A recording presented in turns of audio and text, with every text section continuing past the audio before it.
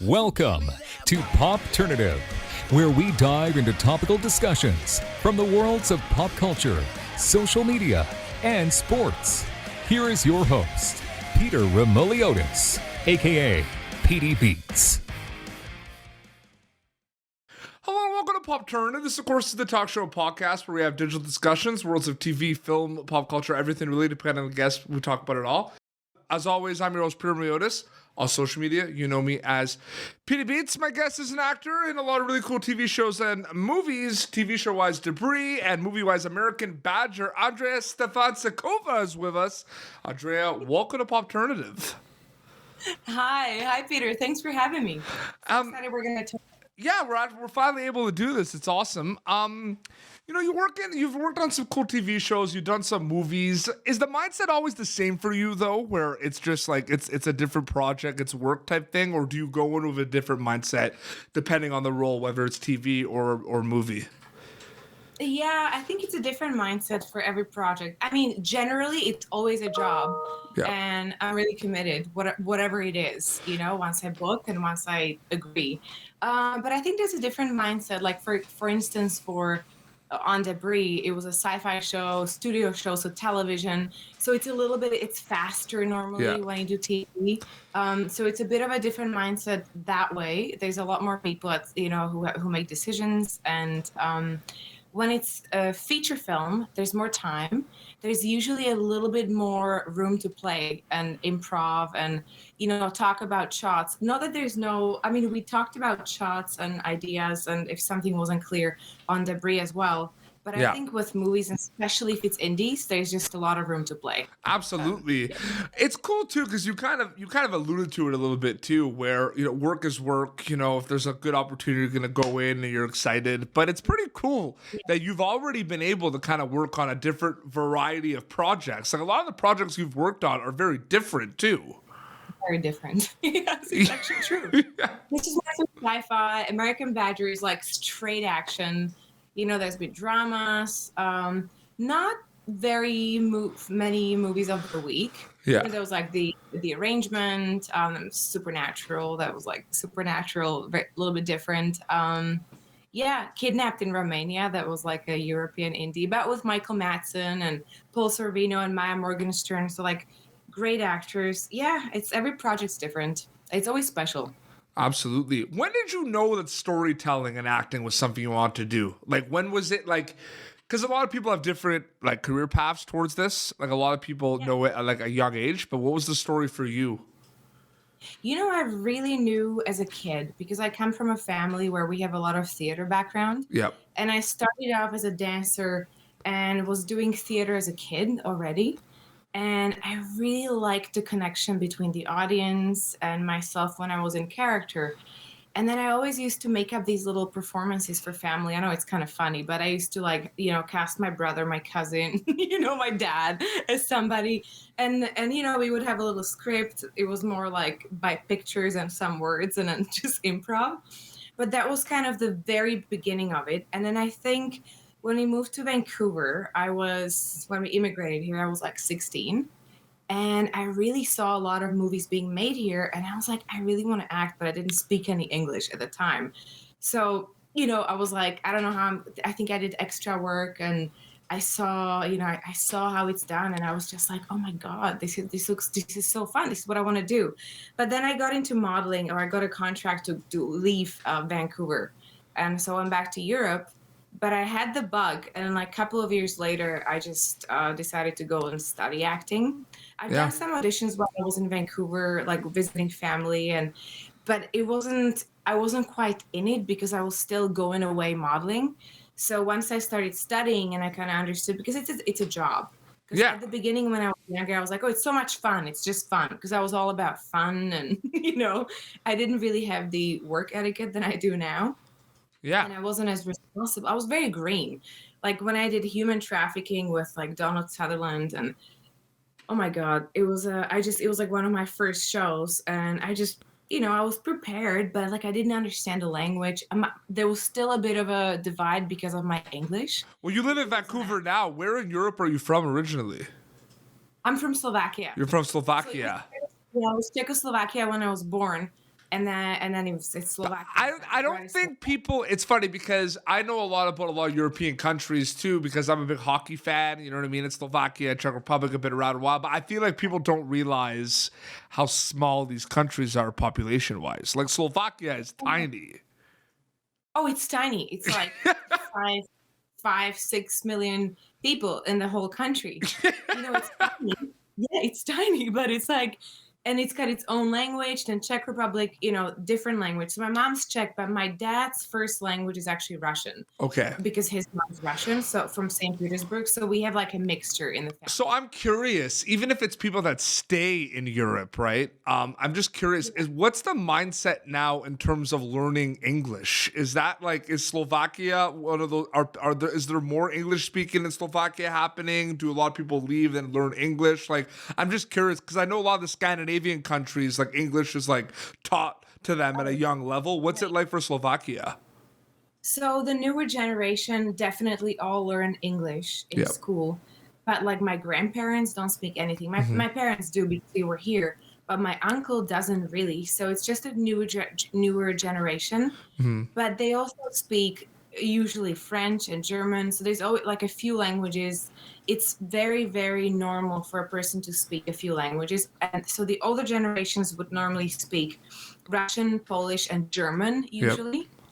Because it's just because of the history, and then we're right next to Austria, and there was a lot of business between Austria and us. Like it's literally from Bratislava to Vienna, it's like 45 minutes by car max. 40 minutes maybe. Well, the reason I asked that too, because I find it interesting, and it's actually a question I wanted to ask you too, because now with streaming services and people are able to watch shows all around the world, we're being being in North America, we're being kind of exposed to a lot of unbelievable shows internationally from all around the world, right? And I find it interesting because there are shows from Poland and Germany that I've been watching, right? And it's funny because I'm like, Undercover? pardon me? Are you watching Undercover? My sister is. She's really into a lot of those. But I saw this Polish movie called All My Friends Are Dead, which is like on Netflix, which is just like this house party and then things go nuts. And it's like kind of like a horror comedy and it's crazy. But it's funny because like I'm like watching it. I'm in Canada watching this movie, right? And I do my own show and everything. And I feel like a lot of actors in Europe are going to maybe, even if they stay in Europe, are maybe going to like want to learn a bit of English because they're like people in North America are watching their stuff now. I find that interesting. You know what I mean? Yeah, sure.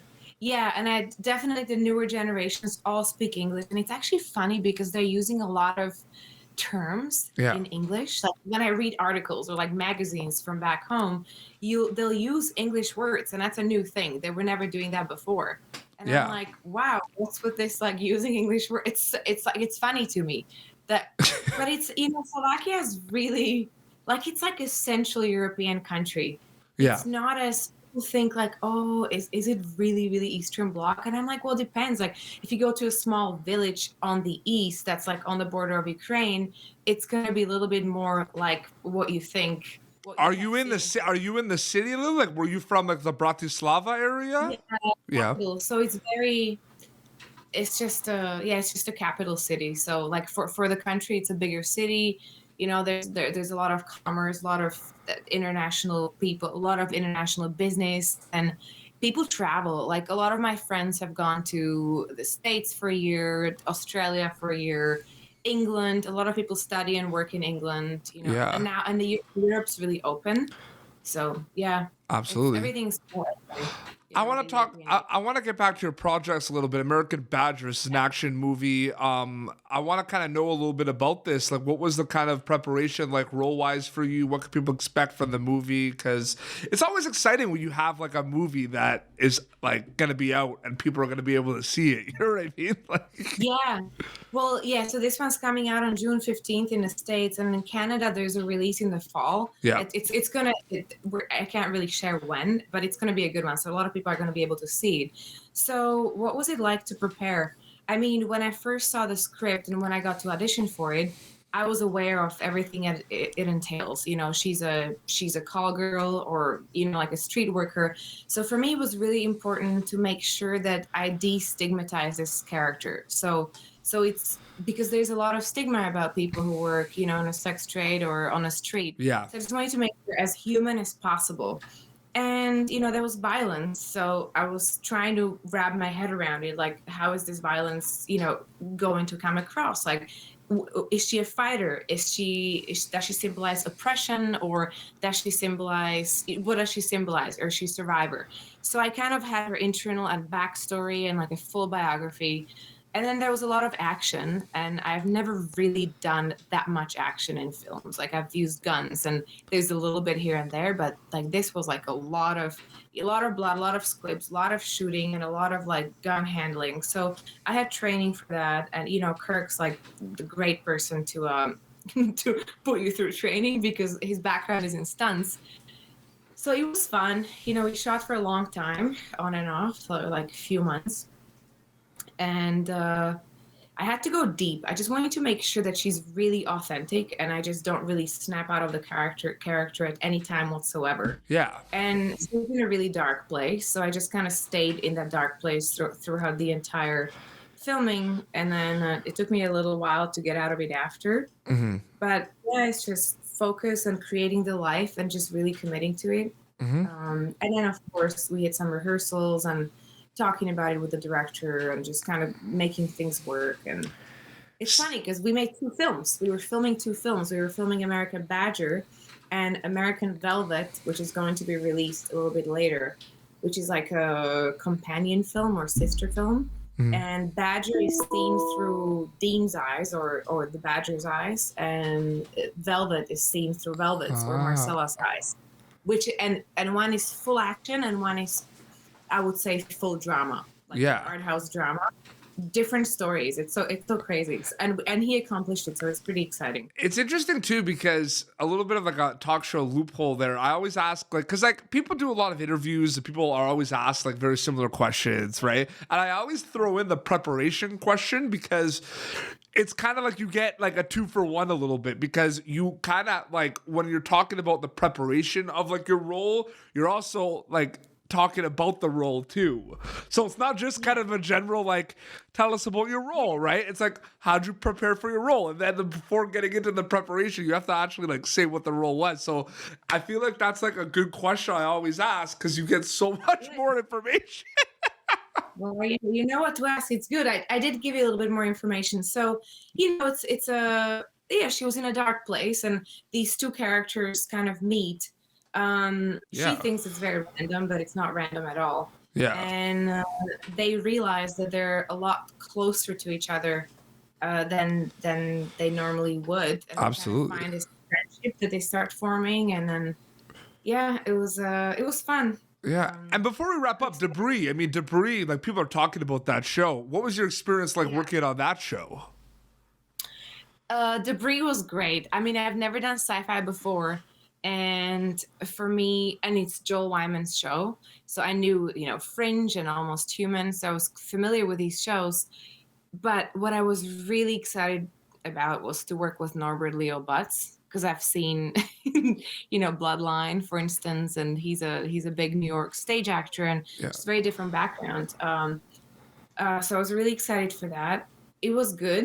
I think I was maybe just a little bit more nervous the first day. You just never really know how the first day is going to go. It's a big show. That's like that for everything, right?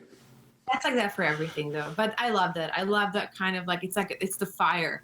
That was good. We had lots of time before to kind of talk about the scenes, the characters, because we weren't really given scripts ahead. No. And you were only really given the script that you worked on. So for my character, who's only been in a few episodes, it's like, and she came in episode 6, so there's lots that happened. So I had to kind of get filled in on like, okay, how does this work? So I had a few questions, and then he wanted to run the scenes and rehearse them, which is nice because it doesn't always happen.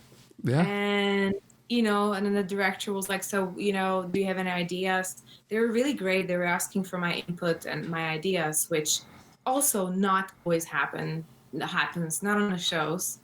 But it was really good, and everyone was so kind. And it was, it's the pandemic, so Badger was before, and this one was during the pandemic. So unfortunately, I couldn't recognize every single person in a mask because sometimes you just don't know. And then later you're like, oh shit. Yeah. Like I didn't know you worked there, but now I know. You realize that, and yeah, it was Absolutely. good. Yeah, no, two really cool projects that I was able to ask you about. That's exciting. I wanted to thank you very much for coming on the show. We've been wanting to do this for a while, so it was great to finally chat with you. I'm glad it worked out. It's Absolutely. Great. Where can people follow you on social media to keep up to date with everything? I have Twitter and Instagram, Andrea Stefancikova. Yeah. And I think that I'm there the most. And I do have a Facebook page too, the Andrea Stefancikova. But I think it's the Twitter and Instagram. Amazing. Well, this has been Popternative, youtube.com/Popternative for previous episodes. Until next time, this is Andrea Stefancikova and PD Beats signing off. Thank you for tuning in to Popternative. Make sure to check out our past episodes of Popternative on YouTube. Be sure to like Popternative on Facebook and follow us on Twitter. This has been an Autograph Communications production.